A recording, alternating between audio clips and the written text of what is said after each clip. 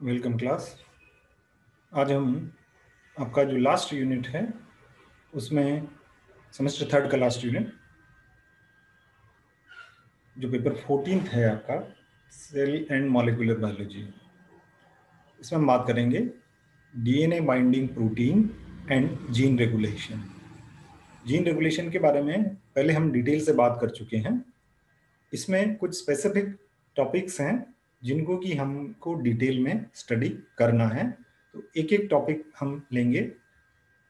इस क्लास में मैं कोशिश करूंगा कि आपको एक ओवरव्यू जो है वो इसका हम दें और उसके बाद एक एक टॉपिक को डिटेल में हम वहाँ पर लेंगे। जैसे डीएनए बाइंडिंग मोटिव्स हैं, जिंक फिंगर हैं, इनके बारे में हम और डिटेल से अलग क्लास में, एक क्लास में हम इनके बारे में और चर्चा करेंगे।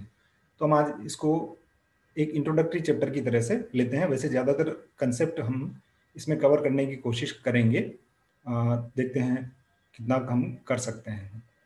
सो ये जो सिलेबस है आपका इस यूनिट का, इस यूनिट में 2 चैप्टर हैं आपके। पहला हम पूरा कर चुके हैं, दूसरा जो है आपका वो DNA binding protein and gene regulation.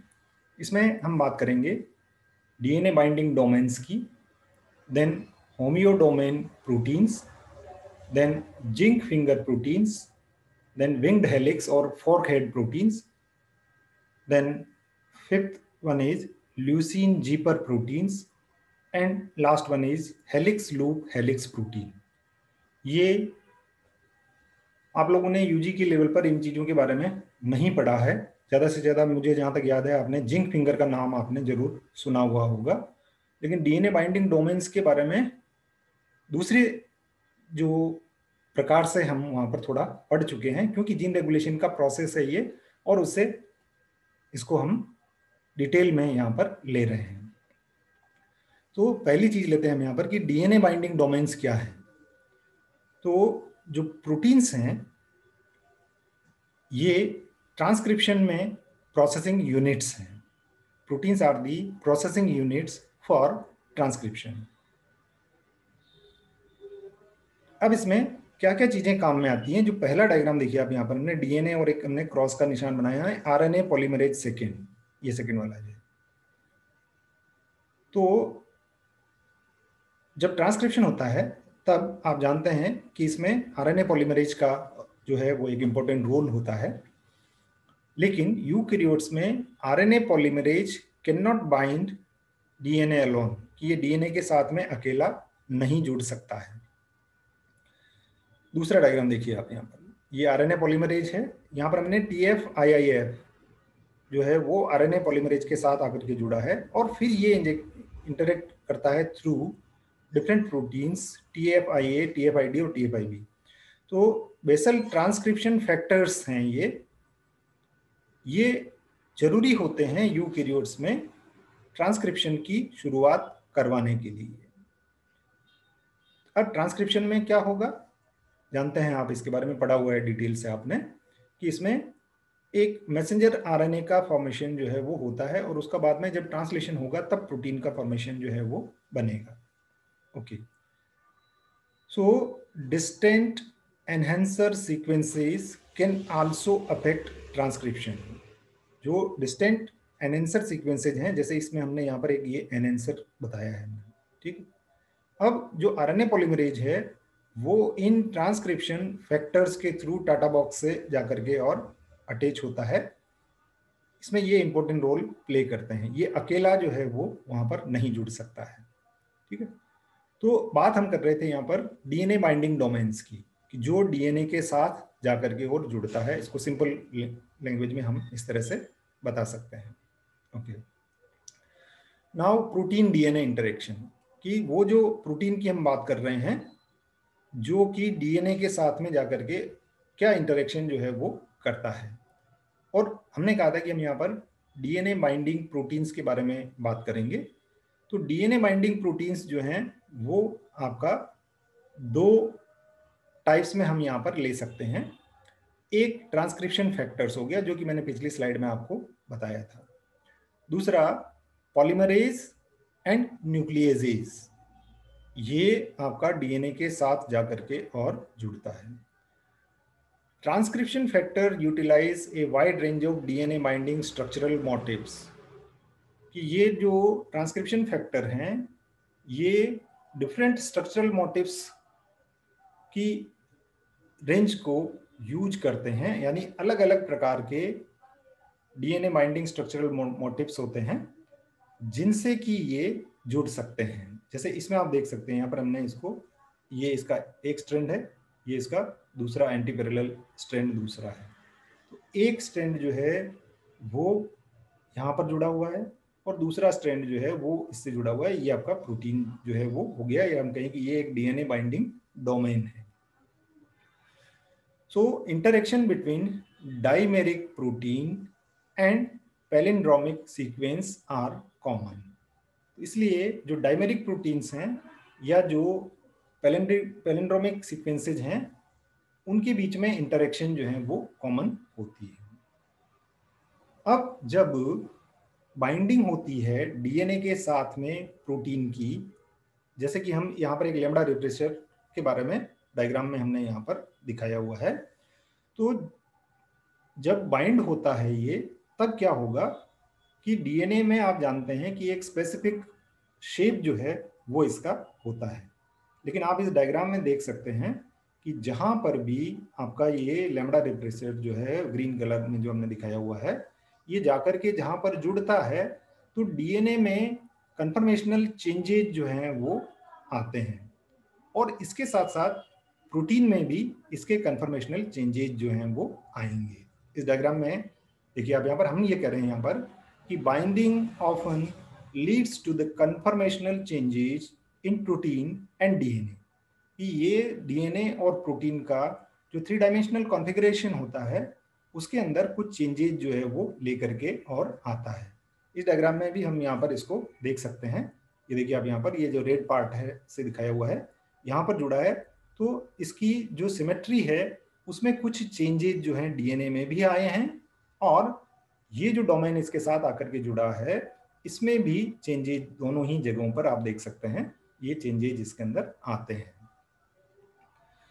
अब हम बात करते हैं ट्रांसक्रिप्शन फैक्टर्स की, जो कि डीएनए बाइंडिंग डोमेन है। Sequence specific DNA binding factors हैं ये, जो कि रेट ऑफ ट्रांसक्रिप्शन को कंट्रोल करते हैं।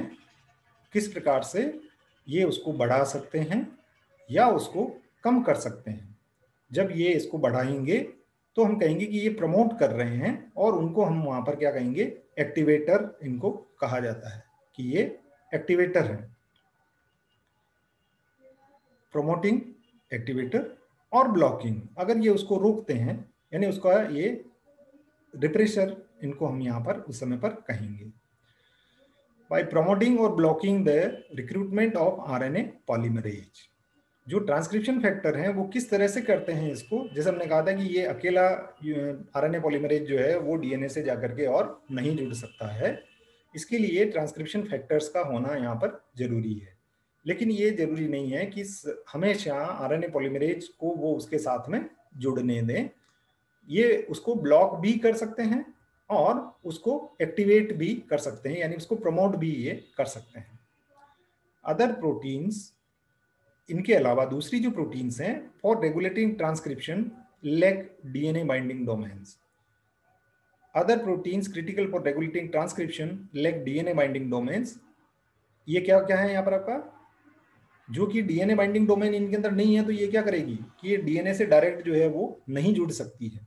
लेकिन ये क्या कर सकती है आपका, कि ये को एक्टिवेटर्स हो सकते हैं इन ट्रांसक्रिप्शन फैक्टर्स के साथ में, या को रिप्रेसर जो है वो हो सकते हैं, या डी एसिटाइलेसेस जो हैं वो हो सकते हैं, या मेथाइलेसेस हो सकते हैं, जो कि उसका मेथाइलेशन कर देंगे तो वो इनएक्टिव होगा, या क्रोमेटिन रीमॉडलर्स हो सकते हैं, कि आपके क्रोमेटिन की ये रीमॉडलिंग वहां पर ये कर देते हैं।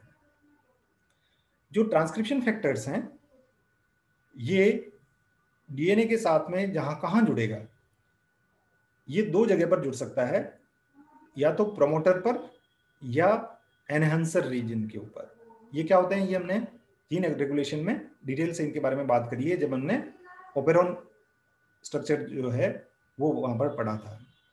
अब इनका रेगुलेशन जो है वो किस तरह से होता है, तो जो रेगुलेटरी मैकेनिज्म है ट्रांसक्रिप्शन फैक्टर्स का, कि दीज फैक्टर्स आर स्टेबलाइज्ड और block RNA polymerase association with DNA. ये करते क्या हैं कि ये आरएनए पॉलीमरेज के डीएनए के साथ में एसोसिएशन को ब्लॉक कर सकते हैं, या कैटेलाइज डायरेक्टली बाय रिक्रूटमेंट, कि ये उसको आरएनए पॉलीमरेज को सिलेक्ट करके और उसको कैटेलाइज कर सकते हैं, या एसिटाइलेशन और D acetylation of histones. Histone जो है प्रोटीन्स जो हैं वो आप जानते हैं, क्रोमेटिन जो जब बनता है, कंडेंसेशन होता है, उसमें आपने न्यूक्लियोसोम मॉडल जो है इसका पढ़ा है डिटेल में, तो वहां पर आपने डिफरेंट टाइप्स की हिस्टोन्स जो हैं वो पढ़ी हुई है। तो उन हिस्टोन्स का एसिटाइलेशन या डी एसिटाइलेशन जब कर दिया जाएगा, तो जो स्ट्रक्चरल जो है डिफॉर्मिटीज जो हैं वो डीएनए के अंदर आ जाएगी। या ट्रांसक्रिप्शन फैक्टर्स क्या कर सकते हैं, किस तरह से रेगुलेट कर सकते हैं, कि ये रिक्रूट करते हैं को एक्टिवेटर और को सप्रेसर प्रोटीन को कॉम्प्लेक्स के लिए, कि यानी ये उन प्रोटीन्स को सेलेक्ट करते हैं जो कि एक्टिवेटर का काम कर सकते हैं या रिप्रेसर का काम जो है वो कर सकते हैं इस पूरे कॉम्प्लेक्स के अंदर। ओके, अब इनका फंक्शंस क्या है, कि इनका जो ट्रांसक्रिप्शन फैक्टर है, इनका जो बेसिक फंक्शन है वो है बेसल लेवल ट्रांसक्रिप्शन, कि ये ट्रांसक्रिप्शन का काम यहां पर ये करते हैं। ये हमने देख लिया था, basal level transcription, then development, then signalling and cell cycle control, कि ये केवल यहां पर डीएनए के साथ में आरएनए पॉलीमरेज को जोड़ने का ही काम नहीं कर रहे हैं, जो वो तो ट्रांसक्रिप्शन में होता ही है बेसल लेवल ट्रांसक्रिप्शन का। इसके अलावा ये डेवलपमेंट में भी इंपॉर्टेंट होते हैं, सिग्नलिंग में होते हैं, सेल सिग्नलिंग का जो है उनके अंदर इंपॉर्टेंट रोल होता है इनका, और जो सेल साइकिल का कंट्रोल ये कर सकते हैं। Then activation of transcription factors, TFs is transcription factors. ये एक्टिवेट किस तरह से होंगे, यानी कि ये फंक्शनल कब होंगे, मे बी एक्टिवेटेड और deactivated by ligand binding to a sending domain that is hormone receptor, कि ये जब हार्मोन रिसेप्टर इनके साथ आकर के जुड़ता है, यानी इनका और हार्मोन के का जो रिसेप्टर है उसका कॉम्प्लेक्स जब बनता है, तब ये एक्टिवेट हो सकते हैं या डीएक्टिवेट जो हैं वो हो सकते हैं। देन केमिकल मॉडिफिकेशन इनके अंदर हो सकता है, जैसे हमने स्टेट प्रोटीन्स का पढ़ा था, STAT protein must be phosphorylated to bind DNA. JAK STAT pathway जो हमने पढ़ा था वहां पर हमने ये कहा था कि जो स्टेट प्रोटीन्स हैं वो डीएनए के साथ में कब जुड़ सकती है, जबकि उनका फास्फोरिलेशन हो जाता है। देन इंटरेक्शन को रेगुलेटरी प्रोटीन्स जो हैं टीएफएस, होमो और हेटेरो डाइमराइजेशन इनका हो सकता है, जिससे कि ये एक्टिवेशन फॉर्म में आ जाएंगे।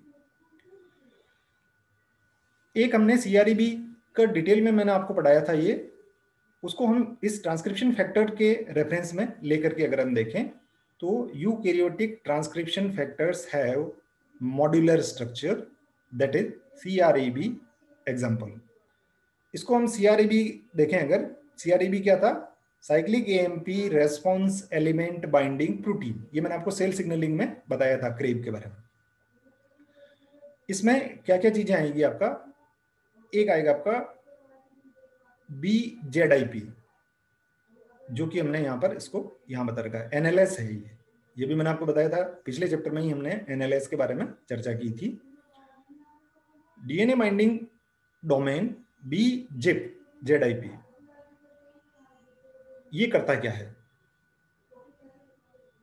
BZIP recognize specific sequence in DNA for sequence specific binding, कि ये किसी एक पर्टिकुलर जगह पर जाकर के और जुड़ना है, उसको रिकॉग्नाइज जो है वो करता है कि आपका डीएनए बाइंडिंग डोमेन जो है वो किस जगह पर जाकर के और जुड़ेगा, उसका डिटर्मिनेशन ये करता है, और this is basis of structural classification.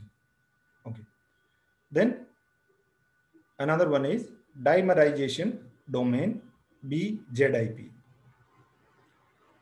ये प्रमोट करता है फॉर्मेशन ऑफ हेट्रोडाइमर और होमोडाइमर। डाइमर का मतलब दो यूनिट जो है वो एक साथ जुड़े, और दोनों यूनिट अगर एक जैसी हों तो ये होमोडाइमर कहलाएगी, और अगर अलग अलग यूनिट्स जुड़ती हैं तो ये हेट्रोडाइमर कहलाता है। इसके अलावा इसका क्रेब का एक और पार्ट होता है, that is activation domain Q1 and Q2। यहाँ पर ये आपको Q1 जो है वो इसके अंदर हमने दिखा रखा है। Interaction with general transcription factors, ये जो जनरल ट्रांसक्रिप्शन फैक्टर है उनके साथ में इंटरेक्ट करता है। देन आरएनए पॉलीमरेज सेकेंड उसके साथ में, या दूसरे जो रेगुलेटर्स हैं ट्रांसक्रिप्शन के, जैसे कि आपका एसिडिक डोमेन्स हैं, ग्लूटामिन रिच डोमेन्स हैं, और प्रोटीन रिच डोमेन्स हैं, उनके साथ में ये इंटरेक्ट करता है। Then protein interaction domain, that is KID, protein interaction domain KID, ये आपका 133 पर ये हमने यहाँ पर इसको शो कर रखा है। ये आपका Q1 Q2 हो जाएगा, और ये KID। Association with protein like histone acetyl transferase और कोएक्टिवेटर। यहाँ KID करता क्या है कि ये एसोसिएट विद प्रोटीन्स, प्रोटीन के साथ जुड़ जाता है, जैसे कि आपका हिस्टोन एसिटाइल ट्रांसफरेज जो एंजाइम है वो, या जैसे ये कोएक्टिवेटर का काम यहाँ पर करता है।